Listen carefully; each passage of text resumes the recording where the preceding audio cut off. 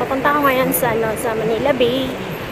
Bali, nag-iisa ako kasi yung kasama ko, nagpakad na si mama. Kasi bigla na daw siyang tinamad. So, ako na lang mag-isa. So, ayan, 5:30 na ng hapon. Ayan guys, yung sun, papalubog na siya. So, sana maabutan pa natin yung bisitahin lang natin kung kamusta na yung Manila Bay. So, tuloy natin guys, mamaya lang.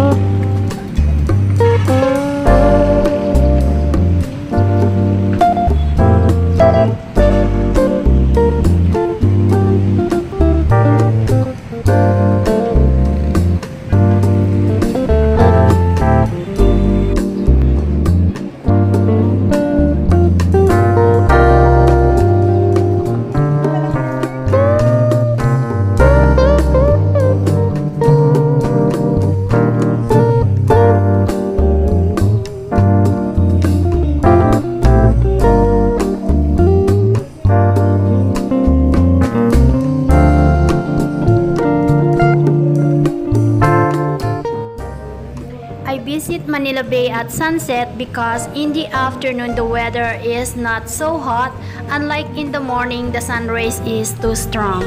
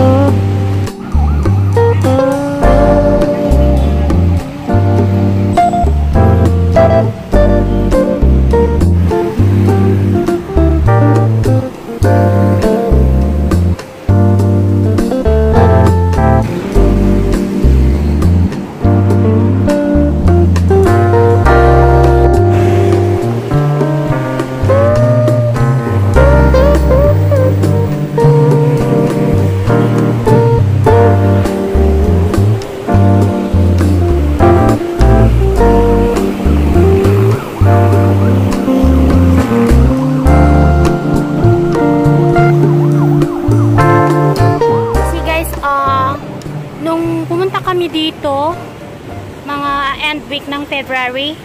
Hindi pa sila ano dito. Wala pa itong gamit na ito na panghukay. So, nagsimula na pala silang maghukay dito sa may banda ng ano, Manila Bay Yacht Club.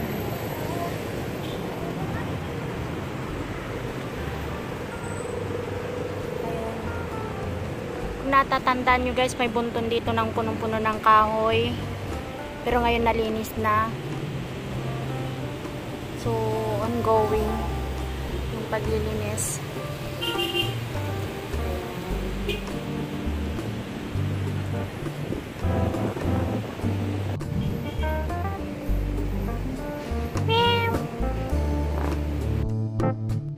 So, marami pa rin talagang mga bastos na Pinoy at iihin na lang sa may bakuran. Kung nakita nyo guys, nakunan ng video.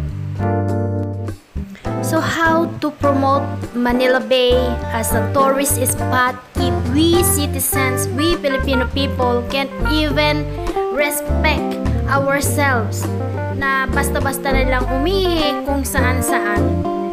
Disgusting.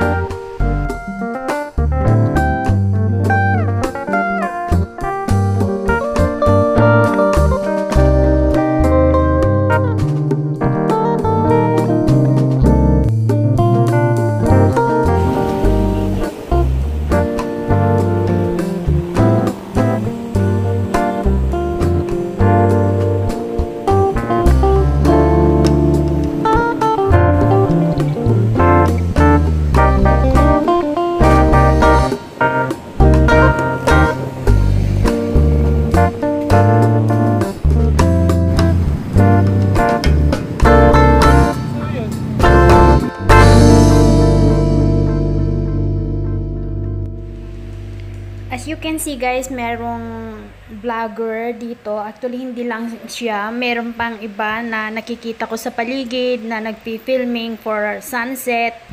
So, some are foreigners, some are just locals. Kaya, ayan.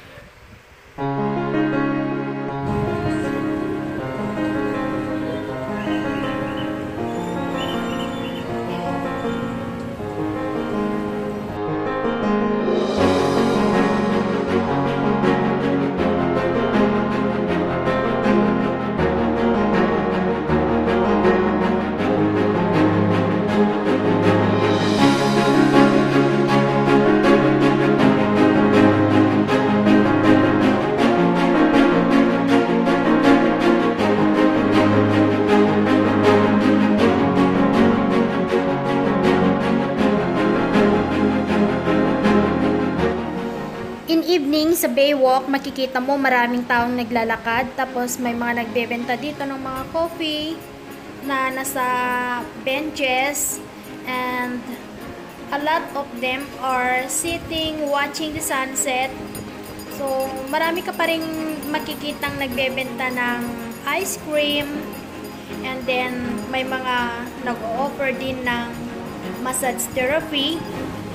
Pero I don't know if how much dahil hindi naman ako nagpamassage. Hindi ko natanong kung magkano yung reflexology nila.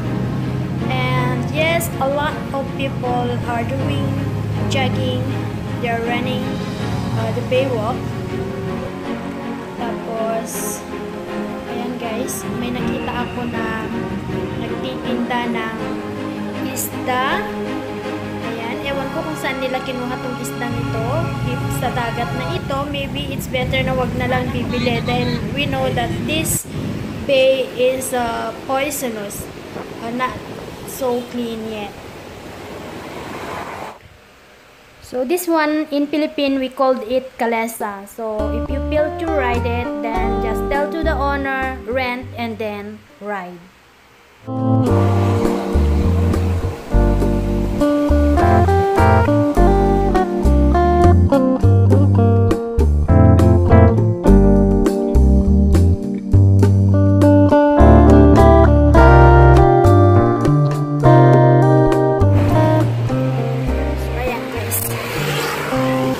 Bale, pauwi na ako.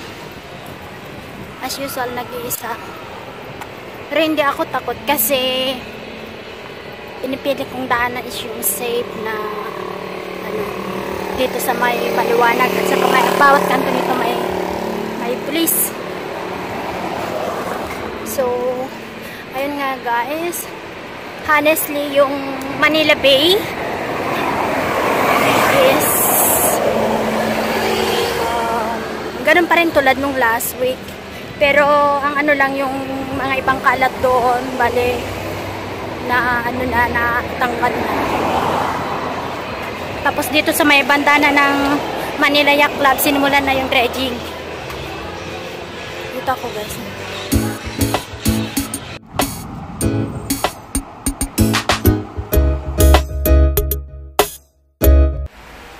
So ayan nga guys. Bale, kararating ko lang from Manila Bay. So nilakad ko doon Roas Boulevard to Buendia hanggang dito sa amin sa San Isidro, kasi nandito ako ngayon sa San Isidro, Makati. So medyo na-upset lang ako guys, kasi marami pa rin yung hindi marunong talagang magtapon ng kanilang mga basura. Ang daming nagkalat sa Manila Bay. Tapos yung lalaki na nakunan ko talaga sa video na umihi sa pader, mismo sa pader. So maybe doon yung ihian. Ang Manila Bay ay ginawang toilet. Ang panhi-panhi na nga doon. Amoy na nga, pinagsama pang ihian. Amoy lupa, amoy putik, tapos may ihi, amoy panhi. So, ano pa ang Diyos ko Lord. So, paano mo pa i-promote na tourism yun kung nangangamoy na? Ay. So, yun lang guys, for today, ang may share ko. Thank you pa rin sa mga patuloy na sumusuporta, kahit na medyo upset na ako dito sa channel ko.